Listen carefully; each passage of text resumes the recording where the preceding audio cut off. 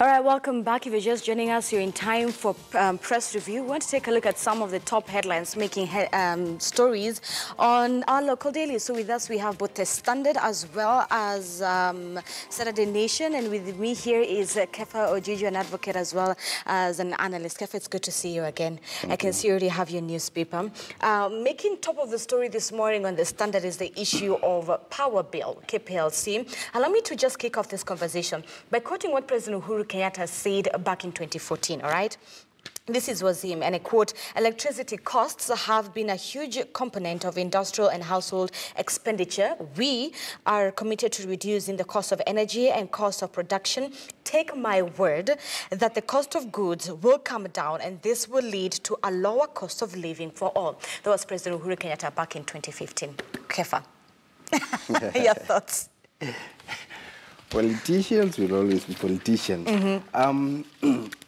Anyway, my only worry is that I think, the gist for devolution is still not properly realized. Right. Remember, the issue of energy and electricity has now been devolved. If you look at Schedule 4, Paragraph 8 of the Constitution, it highlights the, the functions of the county government. And one of them is this. And the reason why you see now the national government has really stuck on this and that they enjoy the monopoly is because of the individuals that are also enjoying. For instance, why will we pay Kenya Power through a third party?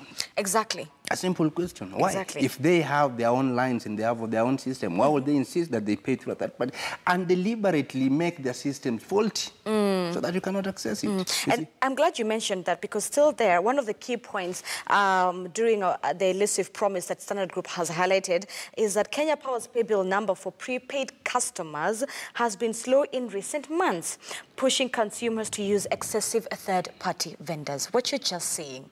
Exactly, and this then tells you that cartels must thrive in every available opportunity, mostly in the government, the government sectors, and mostly when they know that the service rendered to people are very essential, right, and enjoys the lime of monopoly. The issue of the power rates going up, I think it's not something that is acceptable. We have not been told what has happened when they're talking of the issue of the fuel, fuel and drought, yeah. Fuel and drought rising. But you remember, even up to last year, I think it was around in July, yes, they had promised us that the water stability was okay and that the power rates will actually go down by 4%. We've seen it increase almost by 8%. And you wonder then what is really happening. I think some people have just decided to trade with Kenyans, on through a third-party remedy basis. And I think that is unacceptable. The cabinet secretary in charge should not just talk, but should take action. I mean, we're used to stories coming live on TV and telling us what they're going to do. But I think this time around, everybody has felt the pinch. I mean, the power bill has been quite crazy for a lot of Kenyan households. And a lot of the excuse, like you said, was fuel as well as the drought. But now it's raining. Our dams, our biggest dams, are still not filling up. And that might be a base of ignorance or a base of excuse to KPLC in the future as, God forbid, prices continue to hike. It's not even ignorance. I think it's just a scheme so that the cartels can still continue to thrive. Right. Because if we store water and we'll have enough of it, then where will they make money?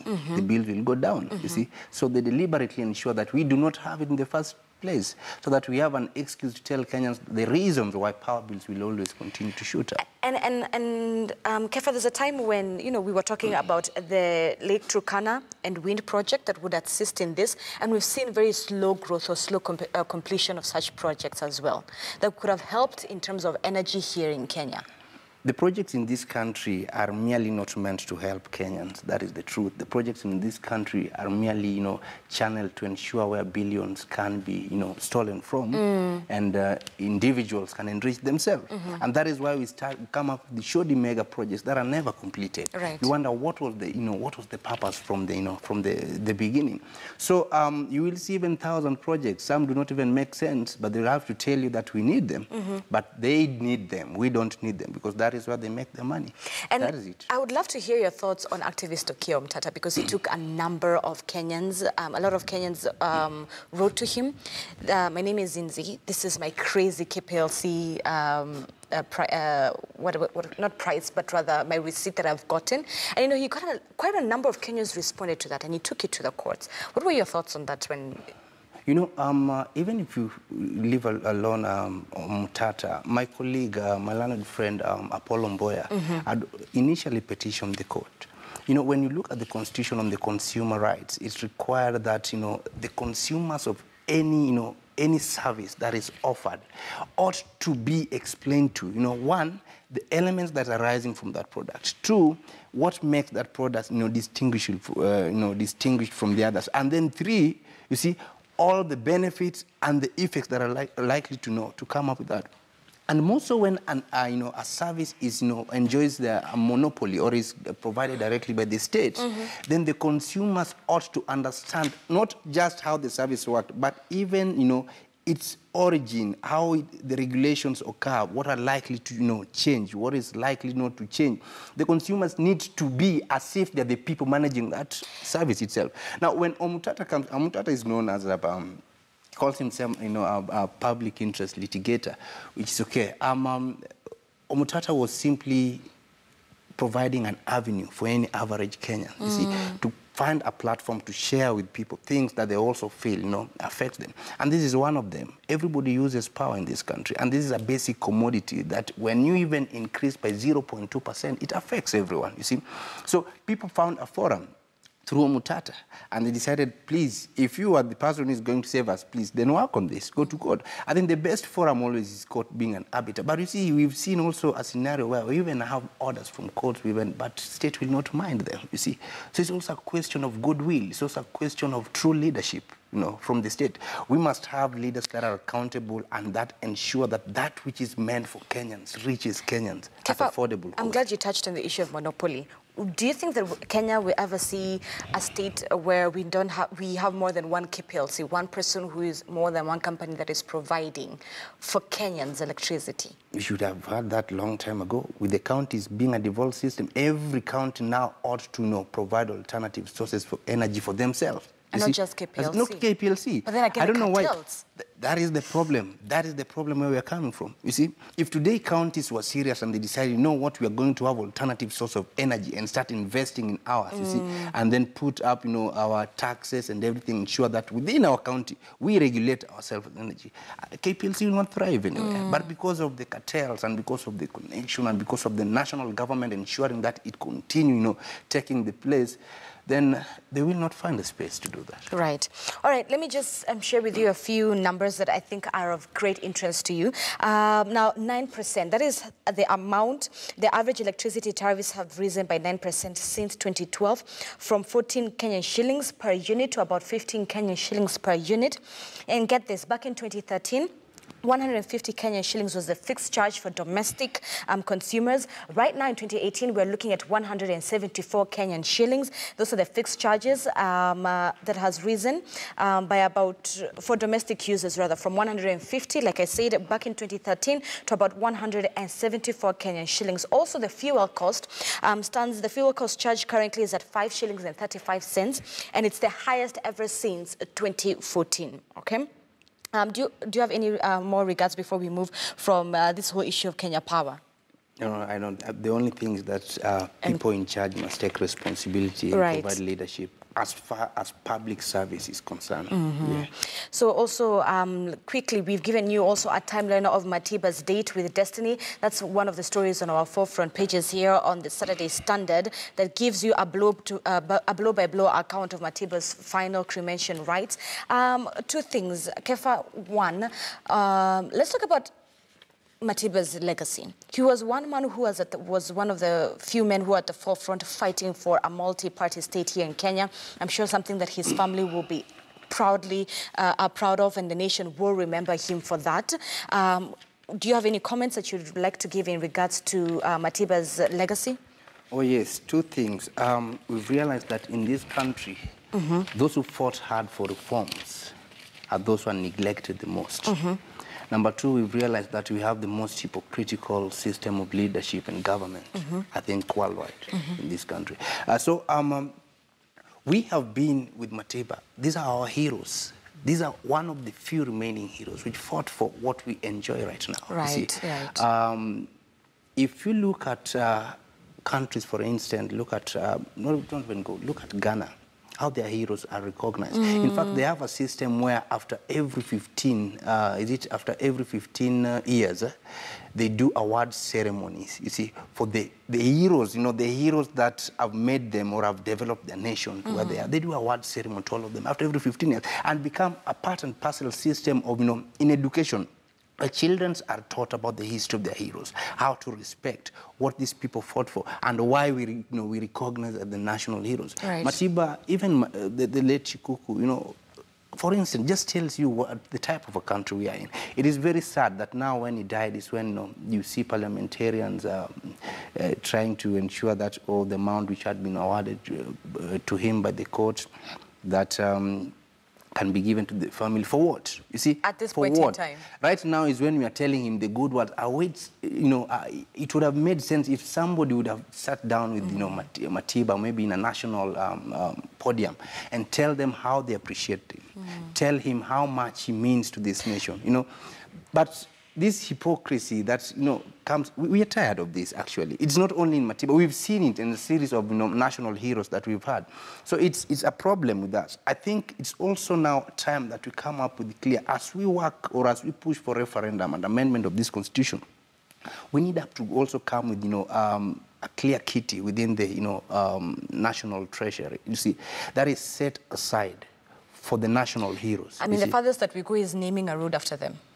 How is that helping them? Exactly. How is that helping them? And for Matiba, he was there during a very dark time in Kenya's history, the 1980s and the 1990s. And for you to speak up for him to be a political detainee at that time, you know, a government minister who was also fighting to have a multi-party state, surely we could have honored his legacy a bit better. Matiba's situation is not his own making. Would have well decided to sit back and relax, for example, like Alonzo Musyoka, and have a good health right now. You see, he decided to, you know, to face the hard time. He decided to make, you know, to make the status quo fall, so that Kenyans can have that opportunity to, you know, express their views and to enjoy all the democratic rights. You see, so he is in a situation just because he was forced to, because he wanted to have a better society. And the most important thing we can do for him is to ensure that the fruits of the new constitution are realized, that the things he fought for are properly, you know, are properly implemented, and people live up to that spirit, because that is the only way we can really celebrate him. We have refused to celebrate him through compensation. We have refused to celebrate him through, you know, National Heroes Day and whatever. So the only way we can celebrate him is to ensure that what he fought for, that we now have in the new constitution, Kenyans can realize. Yes. Yeah. Yes. All right. Okay. Let's cross over to page 2 of the newspaper. There's an interesting story there in regards to our health sector. Kenya-Cuba doctors have sealed a deal. Now, Kenya has about 2,556 registered foreign medical doctors on temporary license. And Health Cabinet, the CEO, Cecilia Kariuki, who is currently in Cuba, yesterday signed the contract to bring about 100 specialized medical doctors, closing the journey that has been wrought with resistance and scandals. And this is the thing, Kenya's doctors-to-patient ratio is 1 to 5,033. 1 to 5,033 patients against what World Health Organization recommends doctors-patient ratio of 1 doctor to 1,000. In regards to KMPDU, what you may think, well, the members of the Kenya Medical and Practitioners Dentist Board are also in Cuba with the CS, and they're doing peer reviews on the doctors. This is an interesting story, because you want to remember back in the day when we had the long doctor strike, the government at that time was saying they were threatening to bring in Cuba doctors. Now, the only problem I have with the Jubilee government is this system of a show-off type of leadership. You see, we just want to show off, but we are doing nothing. That is it. You see, why would we... I don't have a problem when we import doctors. That is okay for us. I mean, because that's... But I have a problem when you import doctors and you have your own which you have not employed. You have your own which you are underpaying. Right. You see? Right. That is one. So what is the need of importing doctors when you have not exhausted fully the human power that you have in your nation? You have so many doctors right now that are not employed. And even those who are employed are underpaid, you see. And you bring the Cuban doctors in this country, and you want to pay them almost 4 times what you're paying your people. What are you sending? What are you telling? What are you telling your citizens? Are we less, human beings, or are we less qualified, or are we just stupid in this country? You see, that's it. But also not be shocked that this question or this issue of importing doctors, it may not just be importing doctors. I've told you, in this country, this government has created a system that they must look for any opportunity where cartels can thrive and they can make, an extra coin from it, from that contract. It's never what it seems. It is never what it seems to be. These people don't care about our life that much. They don't. They don't care about our life. If they care about our lives, you see, how many hospitals will we be having right now at the counties and in this country, at the national level, you see? How many health services will be provided to so many people? How many health insurance will government have rolled down to its people if they care about our lives? You see, these are things we call the show-offs. And we've just come from a devolution conference. We came from a devolution conference where people just went to enjoy and have, dinner and know each other and share, exchange WhatsApp contacts, whatever. That is what they were doing. Nothing substantially was discussed, to be implemented to the Kenyans were concerned to see how are their lives going to be transformed. How is this devolution conference going to come up with an idea that can create employment for young people at the county level, you see, that can ensure that health services at the county level are properly managed. Even the 50 billion that Uhuru promised during devolution, that will be there to make sure that quality service is given. And this one of the things is health at the county levels. Since the only thing we can do, I think the biggest justice we can do to this country, let us do a self-audit of our leaders, the governors, when they get to the office. And also do the same audit when they leave the office. And do a tally of the amount that is sent to the counties every year on annual report, you see. Then you will realize why services do not reach Mwananchi, you see. We had a good structure system in the Constitution to come up with devolution. In fact, it was more fundamental than the 14 regions which were first in the Bomas draft we had before. We thought that having counties at 47 and going down that level would then ensure that services reach the common Mwananchi at the ground, you see. But then we've realized that services only reach the leadership, the leadership of the Mwananchi at the ground, but not Mwananchi themselves, you see. I come from Homa Bay County. We don't even have what you can call a hospital, you see. No doctors. You have few nurses and clinical officers with a population of almost over, over 15 million. 5 years into devolution. Yes. So you wonder, what is really happening? Are these people really concerned about our health? They don't. You see, they don't. It is just we have an opportunity, let's see how we can loot and make sure the projects, contracts that do not work, and we see how we can thrive for it. And that's Kenya. Now, the other countries that have also gotten or rather imported Cuban doctors are as follows. We have Algeria, Angola, South Africa, Ethiopia, as well as Ghana. And now Kenya has been added to that list. Ojeje, let's head over. That's the Saturday Standard. So make sure you grab your copy in regards to that. Because of time, we will not go through the Saturday Nation, but one of the biggest lines there is the battle lines drawn come 2022, where the insistent Deputy President William Ruto is not being left behind. Let me get a quick comment from you from that. Yeah, William Ruto should be a worried man. Obviously, politics play in a funny way. Yes. So that when we have the big wings, the who is who in this country, the so-called the dynasty system, they may not allow him to hit that position. But even if they allow him to hit that position, as I always say, he is going to become the first ceremonial president. Without a dynasty. Yes, we are going to separate him completely from the government. So he only becomes the head of state and a symbol of national Because unity. his henchmen have come out and said, listen, William Ruto is there. He's getting the biggest ticket, the top seat in this nation come 2022. And on top of that, William Ruto publicly was for the handshake. But behind closed doors, you never know what him and his henchmen have discussed. And he was never even involved in the handshake. But what I can tell you for free is the Constitution, the referendum is going through. If he maybe by any chance becomes the president, but he's going to be, I'm sorry to say, but a useless president, just ceremonial, you see. Ceremonial. The powers will have been devolved to the prime minister and the deputies.